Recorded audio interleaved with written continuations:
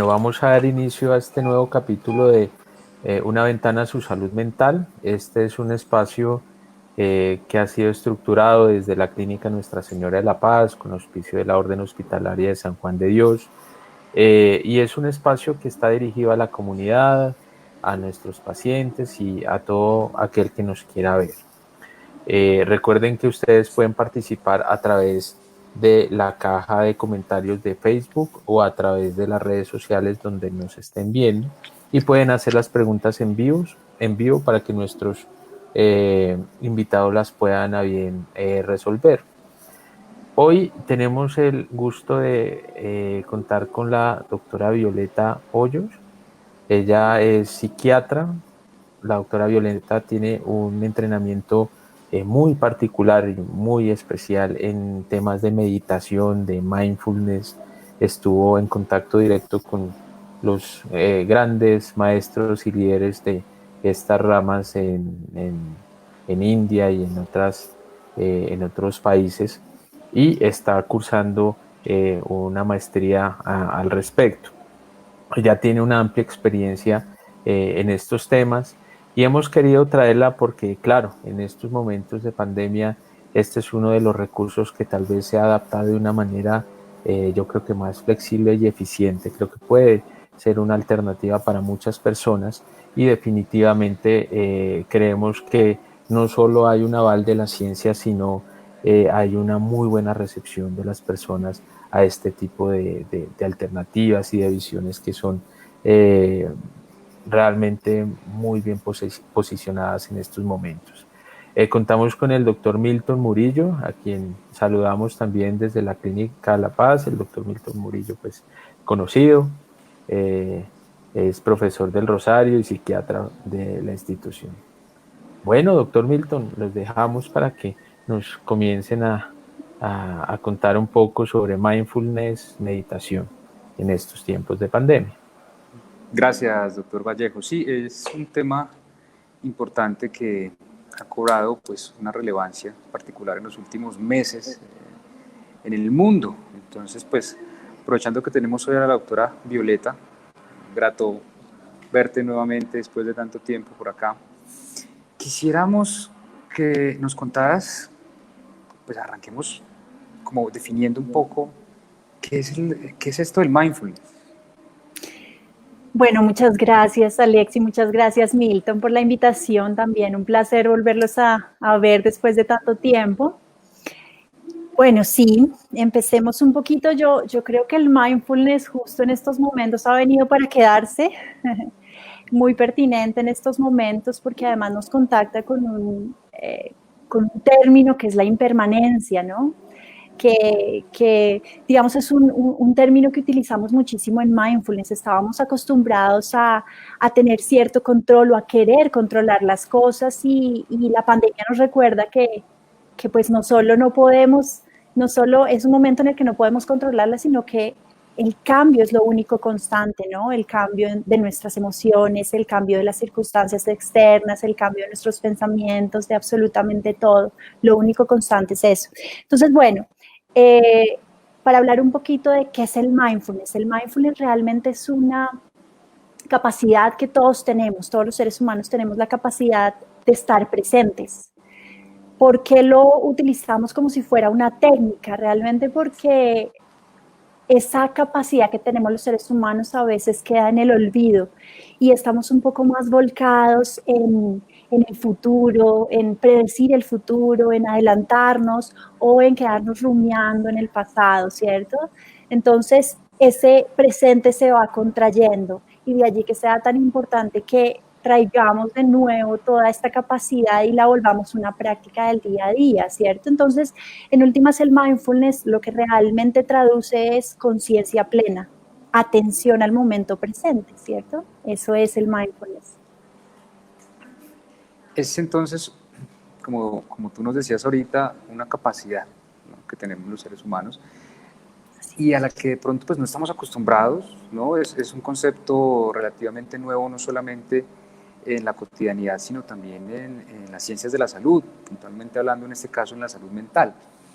Y aparece entonces la duda, incluso para quienes trabajamos en esto, y es en la técnica, en lo que correspondería a la técnica, ¿cómo se practica? ¿Sí? ¿Cómo se hace? Es como la pregunta general, la pregunta de la duda cotidiana que uno tiene cuando escucha el mindfulness. ¿Y qué nos podrías contar al respecto de eso? Claro, tú dices, bueno, que suena algo nuevo, pero en realidad el mindfulness es una técnica milenaria. Lo que pasa es que, claro, se ha modernizado y se traen todos estos elementos de las tradiciones budistas. Uno de sus pioneros es Jon Kabat-Zinn, y entonces empieza a practicarlo y a traerlo, a ponerlo un poco en el lenguaje occidental, ¿cierto? Entonces hay dos maneras de practicarlo. Hay una práctica formal y una práctica informal. Y yo creería que para iniciar lo ideal sería un poco hacerlo por medio de la práctica informal. La práctica informal es en el día a día. Es la vida misma, es decir, estar presente mientras desayunamos, mientras nos bañamos, mientras hablamos con el otro, ¿cierto? Para nosotros como terapeutas, por ejemplo, yo creo que el entrenamiento básico para un terapeuta, el mindfulness, ¿no? Porque es la presencia. Para nosotros es fundamental estar presentes en una terapia con el otro, ¿no? No solo lo que nos dice, sino lo que su cuerpo nos dice, cuáles son sus expresiones, estar aquí, no estar pensando en qué vamos a hacer después, cuáles son nuestras preocupaciones, qué tenemos que hacer después mientras estamos ahí con la otra persona. Entonces esto mejoraría un montón las relaciones sociales, ¿cierto? Las decisiones, absolutamente todo. Esa es la práctica informal, pero la práctica formal, digamos que es la más conocida, es, digamos, buscar un espacio en el que nos sintamos cómodos, donde no nos vayan a molestar por unos 20, 30 minutos y sentarnos a conectarnos o a estar presentes y observar nuestra respiración, nuestras sensaciones, nuestras emociones, cómo comienzan nuestras emociones, cómo comienza esa sensación en nuestro cuerpo, que empieza de pronto como una tensión, luego va aumentando de nivel, se va generando la emoción como tal, a la cual le podemos poner una etiqueta, un nombre, la ansiedad, la tristeza, la alegría, ¿cierto? Quizá. Pero todo eso empieza mucho más lento, ¿cierto? Como un susurro en el cuerpo. Y entonces vamos observando todo ese proceso. Esa es la meditación. Nosotros podemos elegir también sonidos, el gusto, el tacto, cómo sentimos la ropa en nuestra piel, absolutamente. Digamos que podemos focalizarnos en varias cosas que tengan que ver con el momento presente, y la respiración es quizá uno de los elementos más fáciles de conectarse.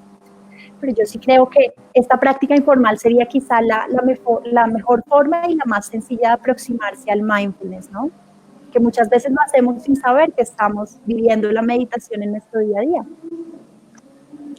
Bien, cuando nosotros empezamos a hablar ya de mindfulness y su relación que tiene con las ciencias de la salud, pues inevitablemente la pregunta que aparece es, ¿cuáles son sus beneficios? ¿No? Sin duda existen, y sin duda pues quienes somos o quienes desconocemos en gran parte eso, pues vamos a tener siempre como esa pregunta. ¿Cuáles son los beneficios del mindfulness? Bueno, el mindfulness tiene múltiples beneficios que se sabían desde mucho antes, pero afortunadamente con este boom que ha existido desde los años 70, finales de los 70, principios de 80, existe muchísimo respaldo científico, y las universidades que más lo han respaldado, digamos, la más importante es la Universidad de Harvard, pero la Universidad de Massachusetts también, Wisconsin. Entonces, empiezan a investigar y encuentran varios hallazgos a nivel morfológico, son cambios morfológicos después de 2 meses de meditar, es decir, no estamos hablando de una cosa así de los monjes que llevan 20 años meditando, sino las personas que empiezan a meditar 20 minutos al día durante 2 meses empiezan a experimentar cambios morfológicos, a tener cambios morfológicos. Los primeros cambios morfológicos que se dan son cambios en las amígdalas. Por ejemplo, las amígdalas se reducen de tamaño, y sabemos que las amígdalas es donde, digamos, están el procesamiento de emociones negativas, los miedos, aumento del grosor de los hipocampos, donde tenemos procesos de memoria, aprendizaje, emociones positivas. Muchísimo más irrigación en la corteza prefrontal, sobre todo el lado izquierdo. Y sabemos que está mucho más relacionada con emociones positivas, ¿no? Pero además de eso, pues el mindfulness tiene impacto sobre el sistema inmunológico, mejora el sistema inmunológico en 12 a 20%, que es bastante, a veces suena poco, pero bueno, en realidad es bastante. Mejora el sistema gastrointestinal, activa el sistema nervioso parasimpático, y cuando tenemos una activación del sistema nervioso parasimpático sabemos que tenemos procesos de recuperación celular, tisular, reposo, hay un aumento de la producción de la acetilcolina y esto mejora el sistema inmunológico, ¿sí? Entonces, en dolor crónico, por ejemplo, es supremamente útil disminución y reducción de síntomas de ansiedad, depresión, incluso síntomas psicóticos, aunque digamos que en el campo de la psicosis hasta ahora están empezando las investigaciones. Hay muy poco, sobre todo, en este campo. En este momento nos envían una pregunta sobre la utilidad que tendría estos enfoques en personas que están en encierro.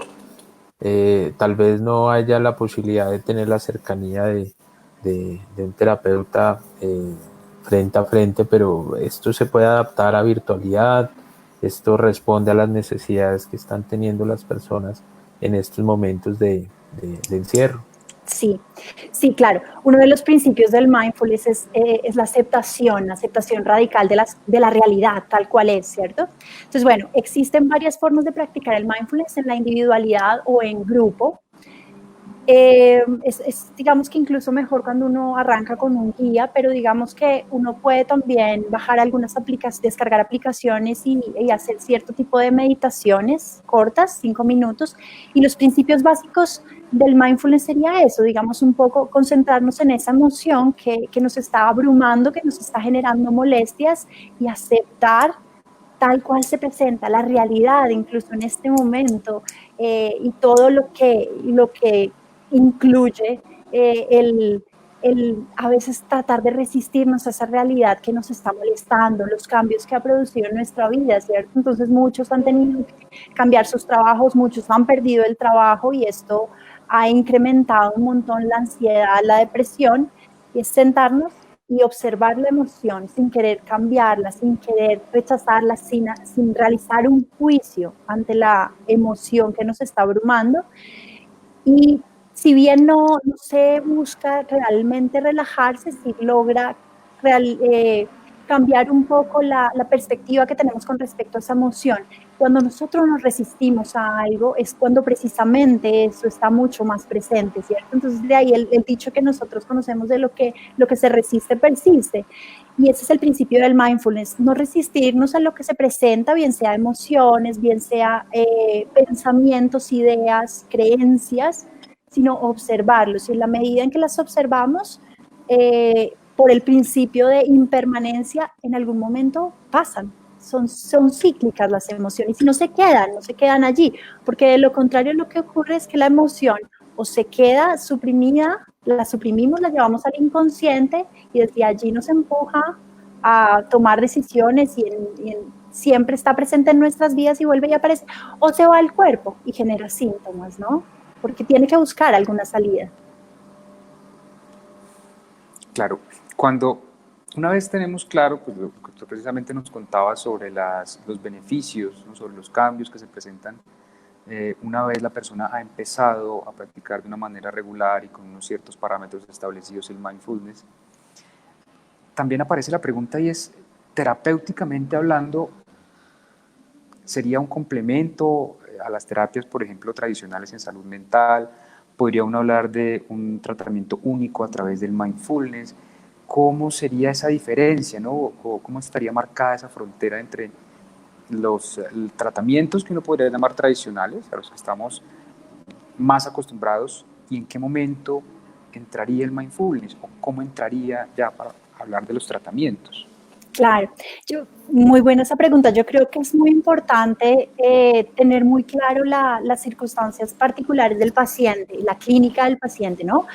Si estamos hablando de un caso de estrés, quizá puede ser como una terapia única, ¿cierto? Pero yo creo que en la mayoría de casos es una terapia coadyuvante, ¿sí? Entonces, en casos de trastornos de ansiedad, trastornos depresivos, incluso trastornos psicóticos, ¿no? Actualmente hace parte de las terapias de tercera generación, el mindfulness. Entonces existen como 4 terapias donde el mindfulness juega un papel como protagónico, ¿cierto? Entonces está la terapia de reducción de estrés basada en mindfulness, que es la terapia pues creada por John Kabat-Zinn, la terapia cognitivo-conductual basada en mindfulness, la terapia dialéctico-conductual, que es la terapia que más evidencia tiene en trastorno límite de la personalidad, y tiene muchísima investigación. Entonces uno de los pilares fundamentales de esta terapia es el mindfulness. Claro, mindfulness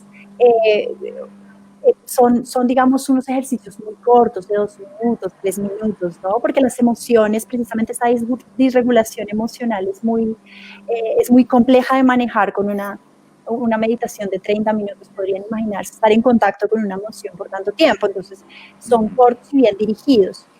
Y la cuarta sería la terapia de aceptación y compromiso. Lo que yo decía inicialmente, para mí, digamos que la base y el entrenamiento básico para un terapeuta sería el mindfulness, porque es desarrollar esa presencia, ¿no? La presencia terapéutica, que es básico para un terapeuta. En ese sentido, aquí también hay otra pregunta que nos envían, y es si hay alguien que no tenga síntomas mentales, que, bueno, no haya tenido pues necesidad de consultas, pero tiene interés en aproximarse a este tipo de terapéuticas, ¿qué beneficios puede tener una persona sin síntomas del mindfulness y la meditación?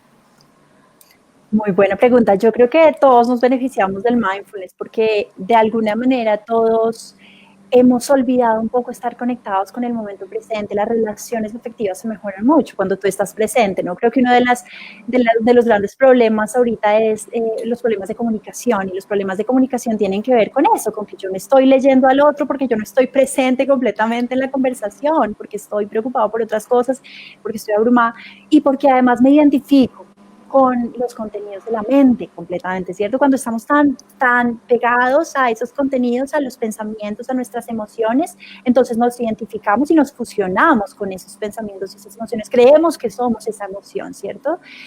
El mindfulness nos invita a tomar una distancia de las emociones, de los pensamientos, de todos los contenidos, de las ideas, de las creencias limitantes que tenemos, que nos hemos tragado enteritas de la sociedad, ¿cierto? Entonces, todos nos beneficiamos de esta práctica en la medida en que, para mí, el mindfulness es una práctica ética.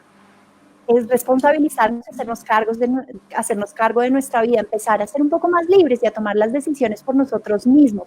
Ya no son esas emociones que están ahí en el inconsciente que presionan y que están empujándonos a tomar decisiones y nuestras creencias limitantes, sino que somos nosotros, porque ya tenemos esa distancia prudente con las emociones y no estamos envueltos en ellas. Sí. La frecuencia, es decir, una vez hemos hablado pues, de los beneficios terapéuticos, de cómo es una terapia coadyuvante para muchos de los trastornos mentales, justamente en estos momentos en los que estamos viviendo un presente tan amenazante, ¿no? Un presente en el que todos los días estamos además entregados a la incertidumbre total, al temor, ¿no? La frecuencia, aunque supongo que eso tendrá algunas particularidades, pero ¿cada cuánto se debe hacer? ¿O eso depende de cada persona? ¿Hay unos mínimos? ¿Cómo funciona eso en este caso? Bueno, qué bien. Mira, yo creería que el mindfulness, precisamente la invitación desde el mindfulness es a no generar ningún tipo de presión y sentir que yo tengo que, y esta es la forma en que yo tengo que hacerlo, sino como escuchar un poco lo que pienso es que uno se deje un poco sentir y en esa comunicación que uno va estableciendo con uno mismo vaya mirando cuáles son sus necesidades, ¿cierto? Entonces, inicialmente con una práctica informal, acercarse desde esa práctica informal, entonces yo me siento a desayunar y estoy ahí presente, y cuando yo estoy en esa conversación estoy presente.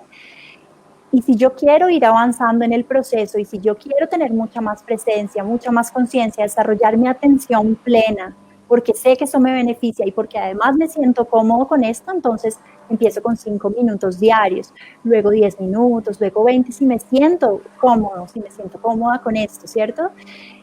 Las recomendaciones desde el budismo sería 1 hora al día, pero digamos que ellos son muy estrictos también, entonces, y las posturas y todo esto, a mí me gusta, yo lo hago porque siento que es muy beneficioso, pero el mindfulness que lo traen más a Occidente está un poquito más aterrizado en nuestras formas. El mindfulness recomienda 20 minutos al día, ¿cierto? Y yo creo que la idea no es que nosotros nos adaptemos al mindfulness, sino que el mindfulness se adapte a nosotros y a nuestra vida, a nuestro estilo de vida. Entonces tú puedes tomar 3 minutos en tu oficina, sentarte, conectarte con la respiración, estar presente y quedarte un ratico allí, observar tus sensaciones y listo, y seguir el día, y te beneficias con esto. Esto ya es beneficioso. Existen meditaciones de 1 minuto, como unas pausas activas. Entonces, yo creo que es un poco escuchar el cuerpo y escuchar tus necesidades y si realmente quieres empezar el proceso de estar más presente, porque estás sufriendo, porque en últimas el mindfulness es eso, la necesidad de practicar mindfulness es parar un poco la fábrica más eficiente de sufrimiento del ser humano, que es la mente, entrenarla. Cuando aparecen alternativas tan interesantes precisamente como esta, como el mindfulness, que brindan, y te repito, en unos momentos como el actual, en el que estamos como tan ávidos de tranquilidad, tan ávidos de soluciones, tan ávidos de tener espacios donde podamos sentirnos cómodos, inevitablemente también aparece a veces como desde el desconocimiento, de pronto un uso inadecuado de estas herramientas terapéuticas y de ayuda, ¿no? ¿Podría uno decir que el mindfulness es inocuo o tiene algunas recomendaciones de no usarlo demasiado o usarlo apropiadamente? ¿Cómo funciona eso en este caso? Supremamente importante eso que dices, porque claro, entonces como resulta que es una meditación, entonces suena como que todos podemos hacerla en cualquier momento.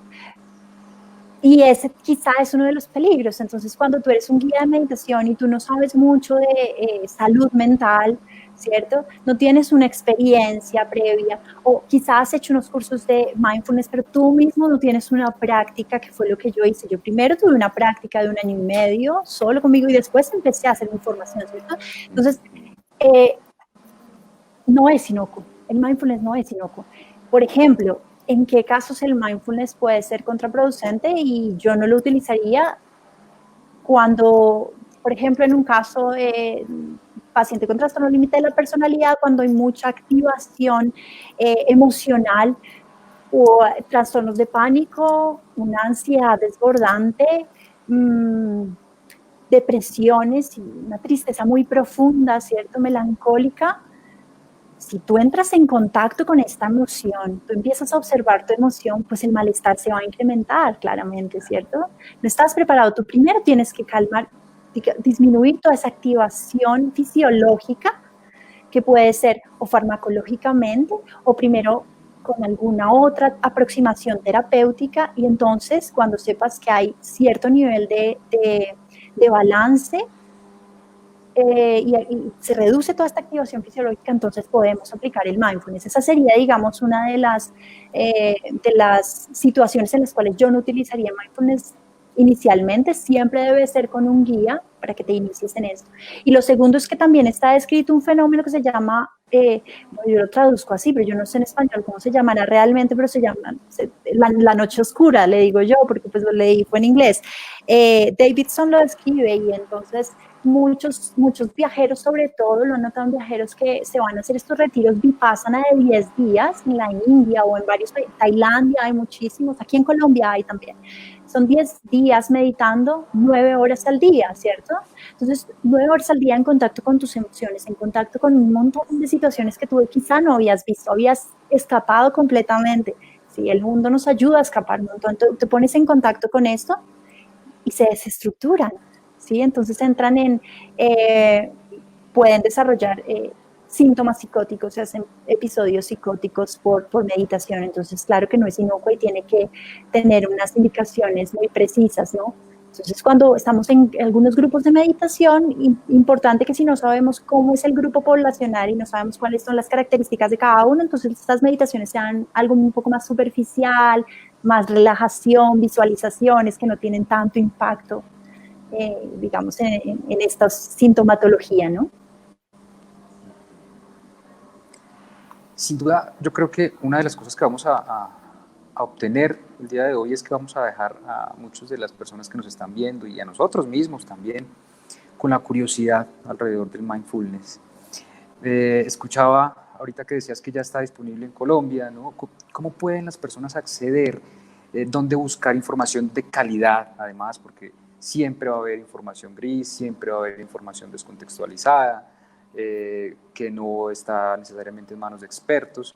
¿Qué le podrías tú recomendar, doctora Violeta, a las personas que nos están oyendo? ¿A dónde se pueden dirigir? ¿Cómo buscar algo de calidad alrededor del mindfulness? Sí, bueno, existen varias aplicaciones. Hay una aplicación que se llama Insight Timer, donde existen meditaciones y cursos de meditación guiados. Entonces, digamos que esta es una alternativa.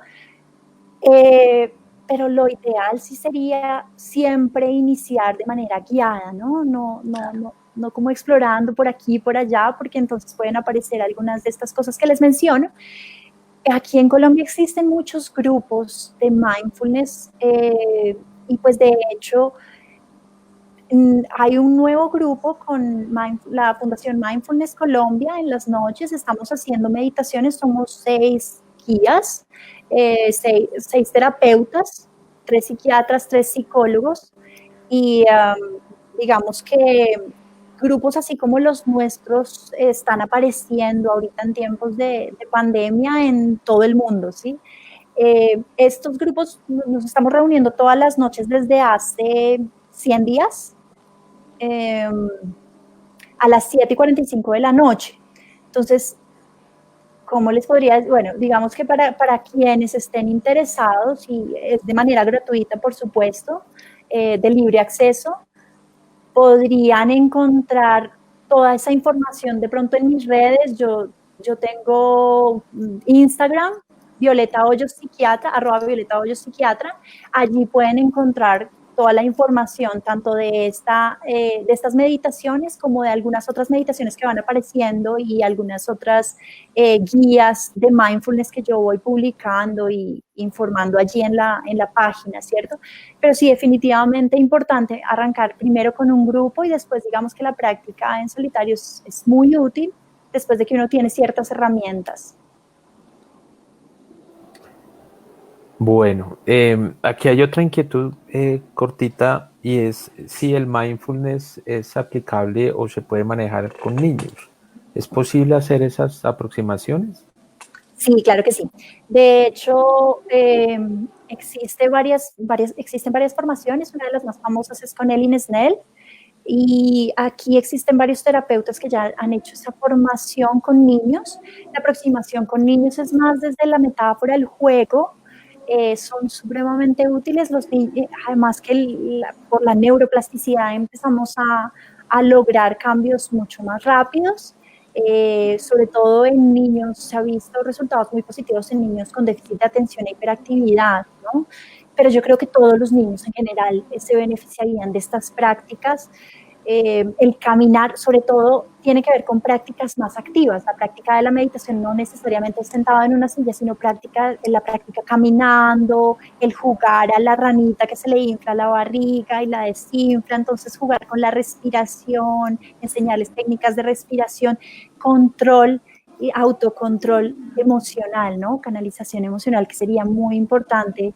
Y unas herramientas muy importantes a futuro para los niños. Claro, hay un montón, hay toda una técnica ya desarrollada de Elin Snell, una formación. Ok.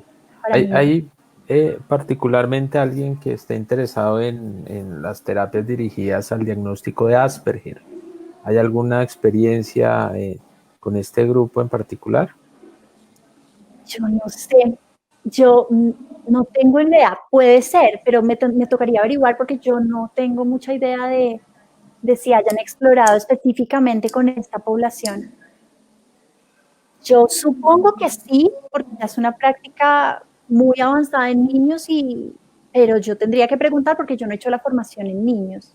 Entonces, pues digamos que esta persona me tendría, si me puedo comunicar con esta persona y de pronto responderle después, sería fabuloso. Hay muchas personas que nos están escribiendo sobre cómo contactarla, bueno, tener más información de los servicios que se vienen prestando a través de mindfulness y meditación, los grupos, sobre tu trabajo en particular. Entonces, creo que, bueno, el tiempo nos apremia tristemente en esta ocasión. No es más que, bueno, agradecer muchísimo tu presencia, al doctor Milton, pues, por siempre estar acá con nosotros y, bueno, coordinar tantas actividades. Y, doctora, finalmente, nuevamente, ¿nos puedes repetir tus redes para que las personas que están interesadas puedan contactarse contigo, resuelvan dudas, puedan tener tal vez la visión de participar en los grupos o bueno, Claro que sí. otros trabajos? Claro que sí. Yo tengo Instagram por ahora. Tendré página web, pero @Violeta Hoyos, psiquiatra, ¿cierto? Y allí pues me pueden hacer preguntas y yo les contesto porque sí sería importante. Yo tengo mucha más información de la que tengo allí publicada, entonces cualquier inquietud me pueden consultar por allí. Ok, bueno. Muchísimas gracias a ustedes por la invitación. Muchas gracias a los dos y nos vemos con ustedes en la siguiente semana en otra edición de Una Ventana a su Salud Mental. Feliz tarde para todos. Feliz tarde.